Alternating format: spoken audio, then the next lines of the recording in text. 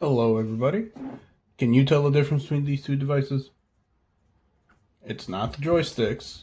It's that this one has a bit of a bigger screen. So this is the Retroid Pocket Mini V2 that just released. I believe they started shipping this on May 14th. I just got mine today. For context, it is May 23rd. And this is the original V1. I wanted to switch the screen out, which was an option, but I reached out a little too late and bought this instead. So, like I say, I figured I'd just take the opportunity to compare the two. Of course, it is the exact same device, same ergonomics. This is the V1, as signaled by the green joysticks. This is the V2 with the red joysticks and the bigger screen. Same exact ergonomics, both a black colorway, which is really good for bezels. But yeah, so no, you for like GameCube, or I'm sorry, Game Boy, and Game Boy Color, it was really useful for this. But we'll get to those.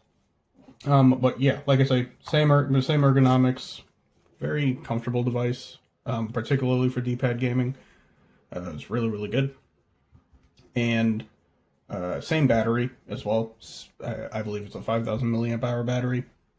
So pretty good battery life on this as well. The other difference here is that we'll just go home. Is that this is the new one is Android 13 versus the V1, which is Android 10. So this is now an Android 13 device. But like I said, really good device in general. Very much like this new one, just the screen. It's really beautiful. To be honest, should have shipped this way anyway. But I figured we'd just look at a couple games and see what the real difference is. Let's start out where we can actually see the biggest difference. We'll start with Game Boy Color. I have Billy Bob's Hunting and Fishing. I don't know if anyone's ever heard of that game. It was a fun game when I was a kid. I'm just going to turn this down as well, just for the sake of the video. But I still haven't got my hotkeys totally fixed. I was kind of speed running the setup for this. But like I say, this is the V2, this is the V1, and I'm not sure how apparent it is on camera, but this is a much bigger screen. That might sound like an exaggeration, but when I'm sitting here in person, this looks super great. Really crisp, almost to the edge. It's not quite there. I can still, especially if I shine it in a light source, it's still very tiny, the bezel, but uses up a lot more of the real estate versus the V1, which definitely has some black bars there. So uses a lot more real estate. This is honestly a really beautiful device. Much better looking screen. And granted, they don't even sell this one anymore, but I figured I'd just compare them anyway since I had both. And it felt like a waste of money if I didn't. So, like I say, it's the same exact spec. So you're getting a Snapdragon 865, 5,000 milliamp hour battery, 6 gigs of RAM. Anything that this device can do, this device can do, and vice versa. If anything, the new one would be able to do it better. I believe some emulators have better compatibility with Android 13. I don't necessarily know if any of the retro ones would, or any of the D-pad centric ones would, but to each their own. In any case, like I say, Game Boy particularly looks really good this way. But let's try some other systems as well. See how those go. I do have a Game Boy Advance game. Now, this is where the difference in the two isn't really super crazy, I don't believe. It doesn't look, like in a system like this, where I can't recall what the aspect ratio of Game Boy Advance was, but it might have been 3:2. I could be wrong about that, but like I say, This is a situation, and for the rest of the systems I show, except for maybe GameCube, this is a system where it's not really going to be a super big deal. So okay, I'm just going to a little bit new game. I was playing on this. I played a lot of game, but this device, the V1, has gotten a lot of game time for me for PS1, Dreamcast, and Game Boy Advance. And I can only imagine it's going to be the same here. So yeah, really, really love the way that this looks still. There's no real difference, but the good thing about the black colorway is that when you have it to your face, there's not like a direct light shining, or it's not bouncing off. You can't really see the black bar, which is really nice. But like I say, these two look completely identical, from the form factor all the way down to the screen, in a game where this would be, a game like this. But I will say that I know that there were some concerns with the V1 about shaders.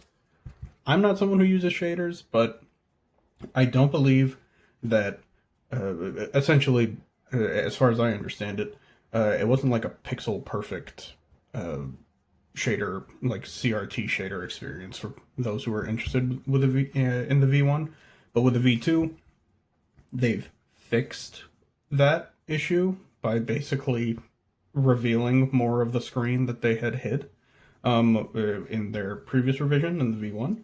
But shaders for things like Game Boy Color, things like that should not be an issue anymore. But like I say, Game Boy Advance looks essentially the same, and that's by design. But let's try out, we'll come back to GameCube because there's something really cool about GameCube. But let's try, I'm going to go real quick to PS2, and let's try Dragon Ball Z Budokai Tenkaichi 3. My favorite PS2 game, maybe. One of my favorites. It's probably my favorite Dragon Ball game, aside from Legacy of Goku 2. Another thing to kind of keep in mind about the PS2 and PS1, Dreamcast, all these other systems, is that they are 4x3. And so when it comes to having a screen that is bigger than 4x3, I'm sorry, I might have said 4x2, I meant 4x3. When it comes to a system that has a screen that kind of goes this way, you can stretch the image to fit the screen. In fact, we can maybe try that. And so, you can do that. And I believe it is, I'm playing on a 1x native resolution on a screen this big. I don't really notice the difference too much, to be completely honest. But so the aspect ratio, right? So the standard for PS2 is just going to be 4x3. Well, let's stretch it to fill the screen. And now you can see it's taking up the entire screen. It actually doesn't really look that bad. If you can live with a stretched image, I feel like it's a good use of the real estate. But you can kind of see how, like, this is a 4x3 aspect ratio in the V1.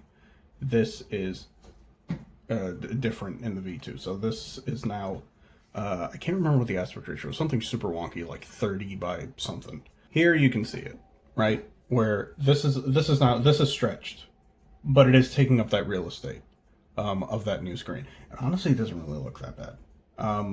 It might actually be a thing that you might want to consider doing. I don't know. Totally up to you. But even if you were to play it in 4x3, like for example, let's just switch it back to 4x3 real quick.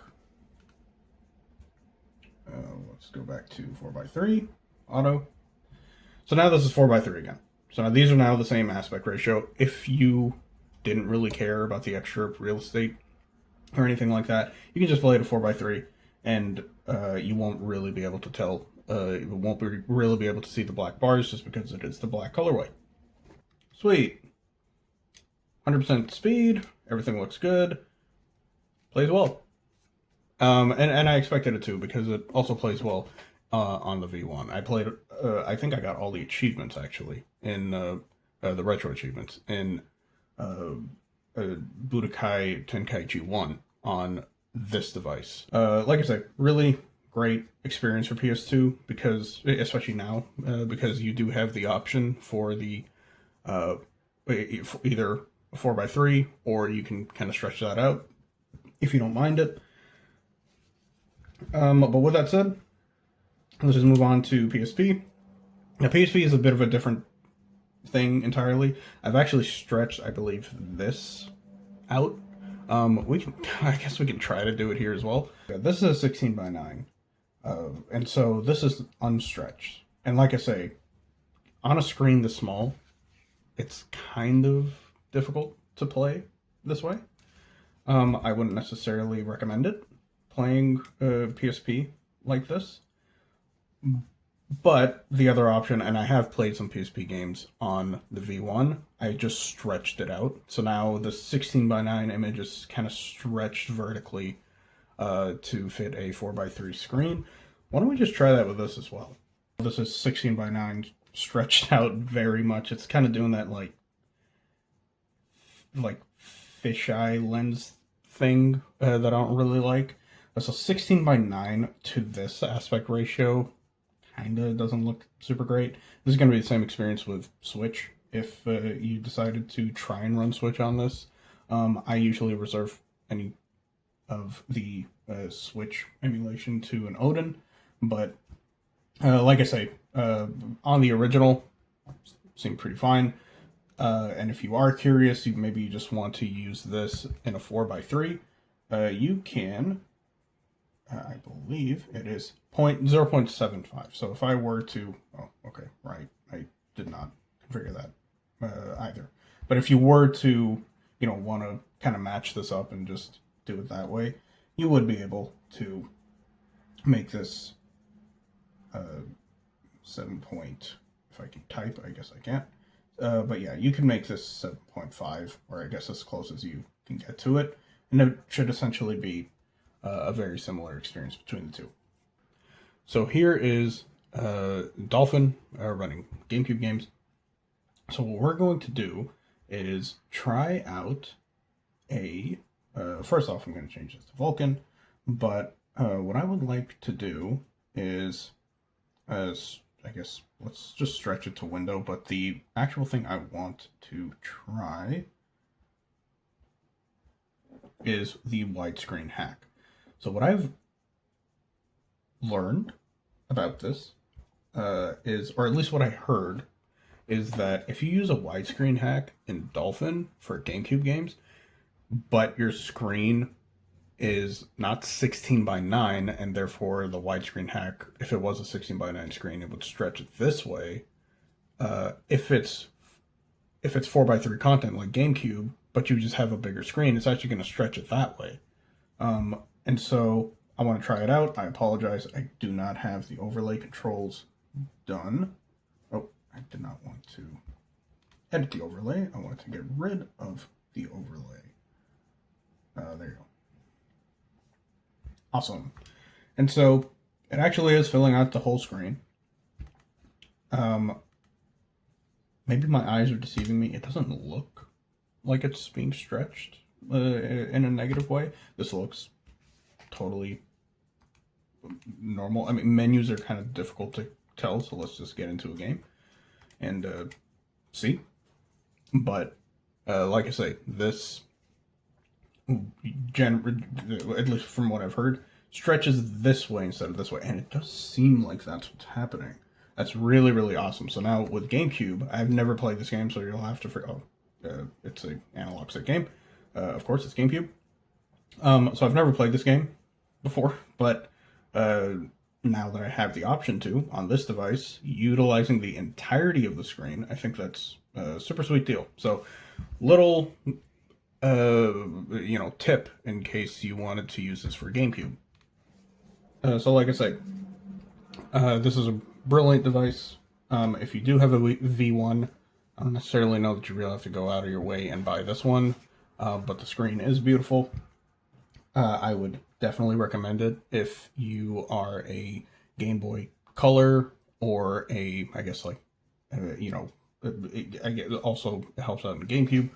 If you are one of those people and you want a better looking screen, I would highly recommend it. If not, I think this is perfectly fine, assuming that you don't use shaders.